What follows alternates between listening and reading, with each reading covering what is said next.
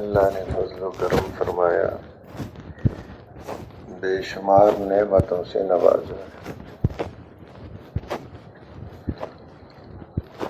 کہ نعمت وجود اور پھر انسانی شکل اور اس کے بعد ایمان کی دولت اور حضور اکرم صلی اللہ علیہ وسلم کی امت میں سے ہونا، ایسی بڑی نعمتیں ہیں کہ اندازہ نہیں لگا سکتے۔ ہر نعمت خود ایسی ہے کہ بے شمار نعمتوں کو لیے ہوئے، اور یہ نعمتیں نعمت کوئی نعمت بے فائدہ نہیں ہے، ہر نعمت بڑی اہم ضرورت ہے کہ اس انسان کا کام نہیں چل سکتا کہ کوئی خدا نخواستہ ایسی چیز ہو کہ بیکار اس کے اندر رکھی ہے، کوئی دن کا بھی اس کائنات پر نہیں ہے۔ اللہ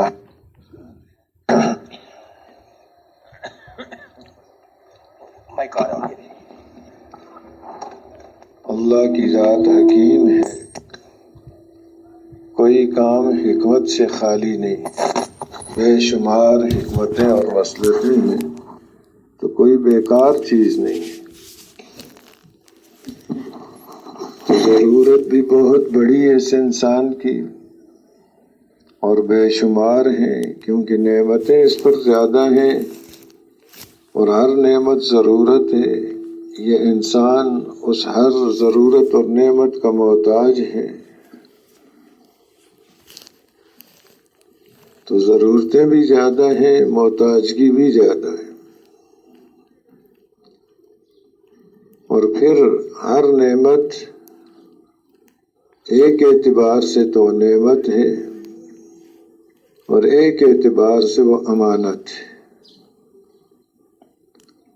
نعمت ہونے کے اعتبار سے اس کا شکر واجب ہے،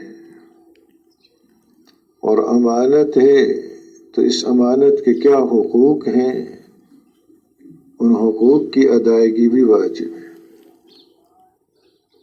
تو جتنی زیادہ نعمتیں اتنا ہی زیادہ شکر اور اتنی زیادہ حقوق اور پھر ان کی ادائیگی۔ اس لیے کہتے ہیں جتنا حساس اور نازک مسئلہ اس انسان کا ہے اور کسی مخلوق کا نہیں، سب سے زیادہ نازک ترین مسئلہ وہ اس انسان کا ہے۔ اور جب ان نعمتوں کی شکر گزاری اور ساتھ پھر اس کا جو اللہ نے حقوق دیے ہیں ان کی قدردانی اور ان نعمتوں کا شکر کرنا،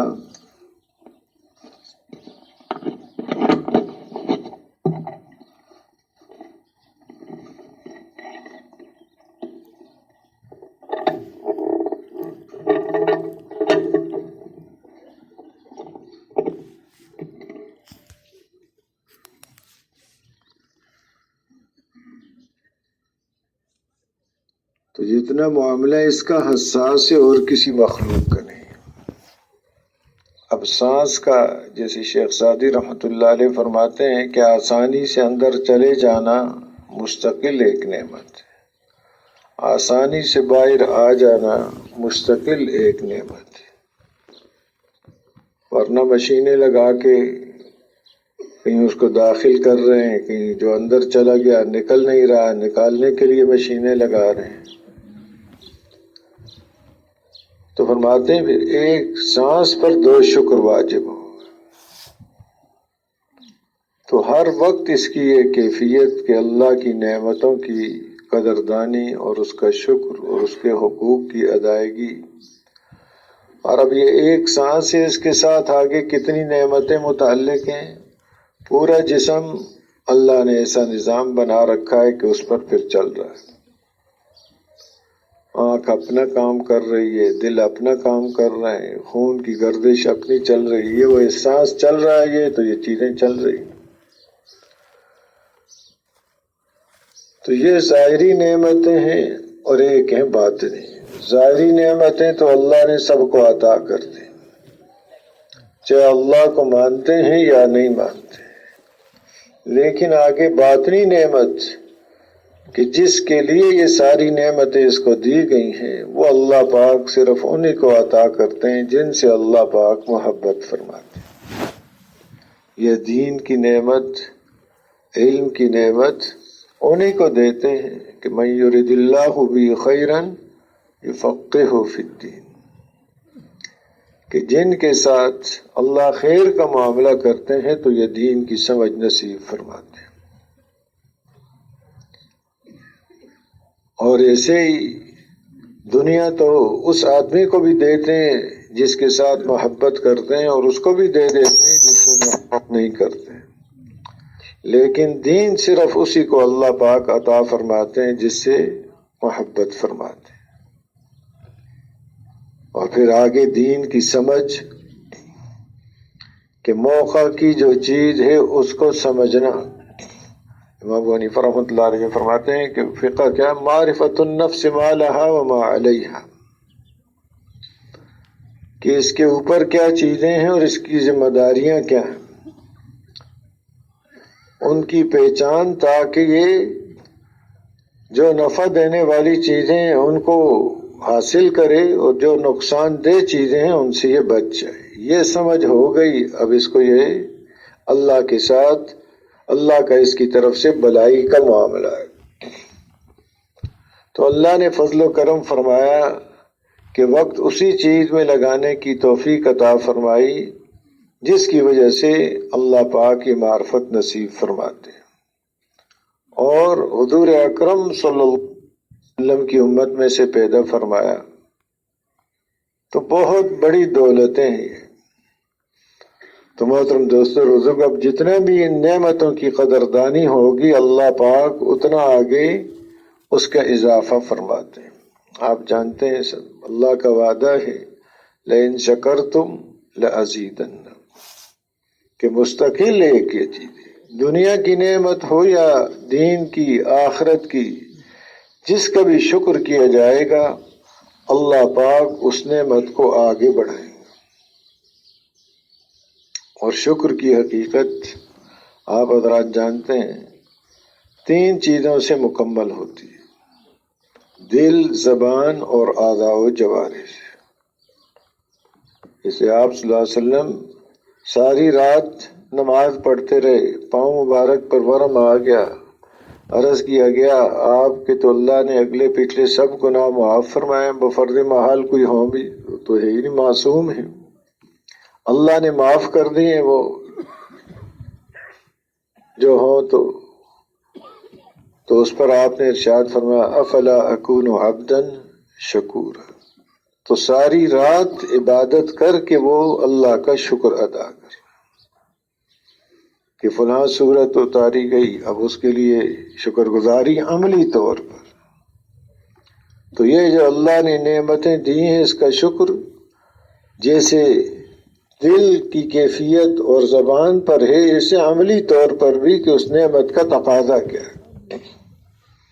ورنہ ایک آدمی کو مثلا اللہ نے دنیا کی نعمت دی ہے، صحت دی ہے، مال دیا ہے، اور اس کو وہ اللہ کی نافرمانی میں استعمال کر رہا ہے اور زبان سے کہہ رہا ہے اللہ تیرا بڑا شکر ہے، تو اس کو تو کیا کہا جائے گا؟ جی شکر گزار ہے یا ناشکرہ ہے؟ یہ تو ناشکرہ ہے. زبان سے تو کہہ رہا ہے اللہ تیرا بڑا شکر ہے، لیکن وہی جس نے دیا ہے اسی کے خلاف استعمال کر رہا ہے. تینوں چیزوں سے افادتکم النعماء منی ثلاثتا یدی ولسانی وقلبی محجبا، کہ منعم کی طرف سے تو نعمتیں، لیکن اب منعم علیہ کی طرف سے اس منعم کے لیے کہ اس کی زبان ہے، اس کا ہاتھ یعنی اعضاء و جوارح اور مستور چھپا ہوا دل ہے، وہ اس منعم کے لیے اسی کی تعریف اور اسی کی شکر گزاری اور اس نعمت کا جو تقاضا ہے اس کے اندر اس میں لگا ہوا ہے۔ اب اس نعمت کا تقاضا جو اللہ نے دین کی نعمت سے نوازا، حضور اکرم صلی اللہ علیہ وسلم کی امت میں سے پیدا فرمایا، تو مستقل اس کے تقاضے، اور پھر آگے دین کی نعمت سے نوازا، اس کا علم نصیب فرمایا ہے، اس کا مستقل ایک تقاضا ہے کہ اس تقاضے کی عمومیت اور اہمیت آپ صلی اللہ علیہ وسلم کے ارشاد گرامی بلغوا عنی ولو آیہ،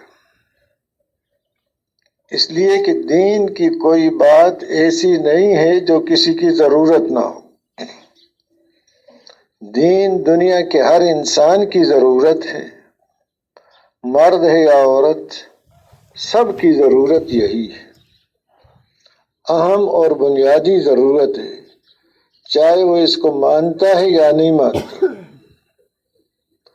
چاہے وہ اس کے مٹانے میں لگا ہوا ہے، اس کے خلاف ترتیبیں بنا رہا ہے، دین اس کی بھی ضرورت ہے۔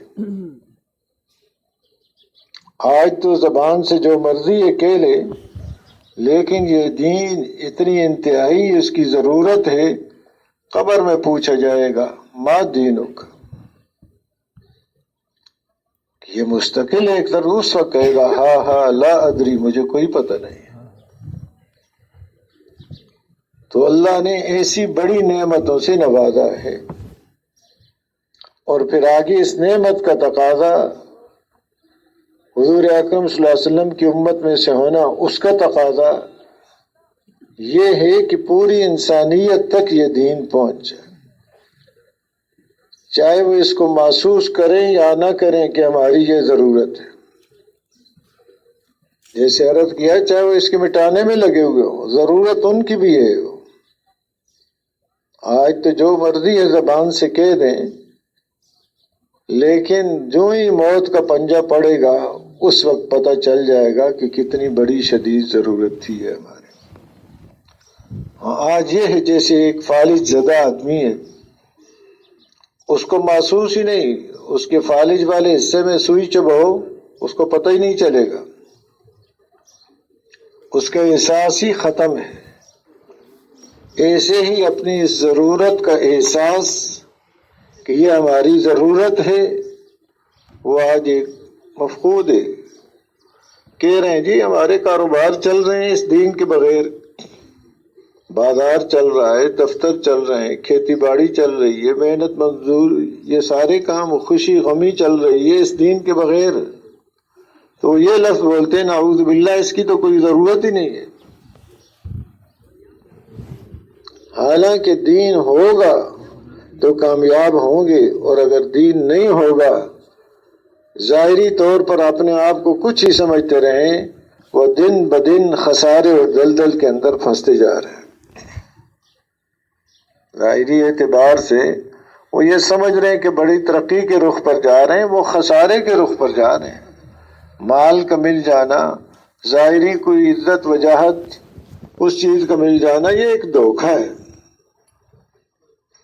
یہ کچھ بھی نہیں۔ حالانکہ آپ جانتے ہیں فیصلہ ہے قرآن میں وَلِلَّهِ الْعِزَّةُ وَلِرَسُولِهِ وَلِلْمُؤْمِنِينَ، حصر کے ساتھ فرمایا ہے، عزت ہے ہی صرف اللہ کے لیے، اللہ کے رسول صلی اللہ علیہ وسلم کے لیے اور ایمان والوں کے لیے، اور کسی کے لیے ہے ہی نہیں ہے۔ تو پھر کہاں سے عزت آ گئی جب ہے ہی نہیں کسی کے لیے؟ وہ تو دھوکہ ہے۔ دھوکہ ہے کہ ان ظاہری چیزوں کے اندر عزت سمجھ لی، ہاں جی بڑا مکان ہو گیا، بڑی گاڑی ہو گئی، بڑا کوئی عہدہ اور منصب، تو اس کو یہ سمجھ رہے ہیں یہ عزت ہے۔ اور جو دوسرے دھوکے میں پڑے وہ بھی ان کو جھک جھک کے دیکھ رہے ہیں، ہاں بھائی تو یہ بھی اور بڑے، ہاں بھائی کچھ ہے چیز، دونوں طرف سے یہی حال۔ حالانکہ آج ان کے پاس ہے، کل کسی اور کے پاس وہ چیز آ گئی، عہدہ منصب آ گیا، کوئی پوچھے گا نہیں اس کو، وہ تو ایک دھوکے میں اس عہدے کو سمجھ رہے ہیں۔ آج کوئی بڑی گاڑی، کوئی بڑا گھر اس کے پاس ہے، کل کسی اور کے پاس ہوگا تو اس کو چک کے دیکھنا شروع کر دیں گے، تو ایک دھوکہ ہے۔ وہ کہتے ہیں گلیوں میں جھاڑو دینے والا، پہلے اس کے پاس مال و دولت نہیں تھا، پھر کہیں کچھ آ گیا اس کے پاس مال و دولت، لوگوں نے سلام کرنا شروع کر دیا، تو وہ سلام کا جواب تو نہیں دیتا تھا، وہ کہتا تھا تمہارا سلام میں پہنچا دوں گا، جو بھی سلام کرے تمہارا سلام میں پہنچا دوں گا۔ لوگوں نے کہا کوئی جواب دیا کر، انہوں نے کہا مجھے سلام تو نہیں کرتے، یہ تو جو میرے پاس مال و دولت ہے اس کو سلام کر رہے، وہ گھر میں رکھا ہوا ہے، گھر جا کے بتا دیتا ہوں فلاں فلاں نے تجھے سلام کہا ہے، اگر مجھے سلام کرتے تو پہلے بھی کرتے۔ تو وہ جو جھک کے دیکھ رہے ہیں اس گاڑی کی وجہ سے اس آدمی سمجھتا ہے میری عزت ہو رہی ہے، یہی دھوکہ ہے، اسی میں پھنسے۔ حقیقی عزت وہ تو ہے اس دین کی بنیاد پر، حقیقی محبت وہ ہے صرف اس دین کی بنیاد پر۔ عبداللہ ابن مبارک رحمۃ اللہ علیہ رہے تشریف لائے، ہارون رشید بھی اس وقت وہیں پر۔ اب وہ ایک نیک بادشاہ شمار ہوتا ہے، بڑی خدمت، ایک سال خود اپنا حج پہ جانا اور اپنا قافلے لے کے جانا، اور ایک سال علماء کو پورے خاندان کے ساتھ ان کے بھیجنا، اور بھی بڑی خدمات۔ لیکن جب یہ تشریف لائے تو ایک گرد و غبار اٹھا اور آواز اٹھی، تو پتہ کیا گیا یہ کیا بات ہے، تو کہیں بغاوت تو نہیں ہو گئی؟